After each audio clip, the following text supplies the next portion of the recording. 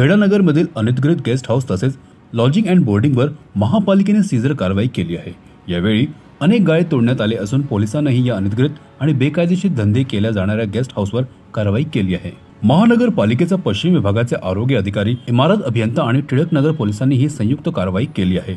Chembur Ghatkopar Mankhurd link road खेडानगर येथे बेकायदेशीर चालणाऱ्या गेस्ट हाऊस आणि हॉटेल्सवर सीझर कारवाई केली। या कारवाईत सर्व बेकायदेशीर गेस्ट हाऊसमधील सर्व सामान जप्त करण्यात आले आहे।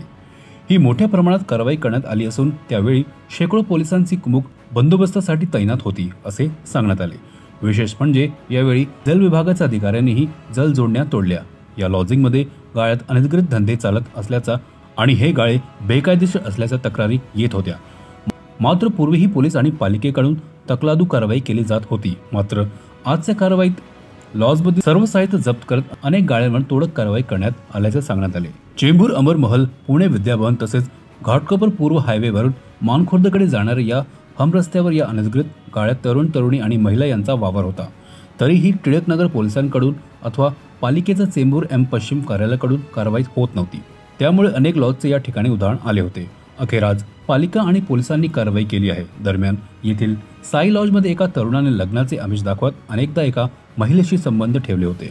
मात्र नंतर फसवणूक झाल्याच्या आरोपावरून या महिलेने तक्रार करताच पोलिसांनी त्या तरुणावर कारवाई केली होती। तर याच लॉजमध्ये 2 जून 2023 रोजी एका तरुणाने एक अल्पवयीन मुलीवर बलात्कार केल्याच्या आरोपावरून त्याच्यावर पॉस्को अंतर्गत गुन्हा नोंदवण्यात आला होता। तर बाजूच्या सफलता या लॉजमध्ये असाच प्रकार एका अल्पवयीन मुलीसोबत झाल्याच्या आरोपावरून यातील तरुणावरही कारवाई झाली होती असे सांगण्यात येत आहे। त्यामुळे अखेर आज या अनधिकृत 13 गेस्ट हाऊसवर कारवाई करण्यात आली असे सांगण्यात आले।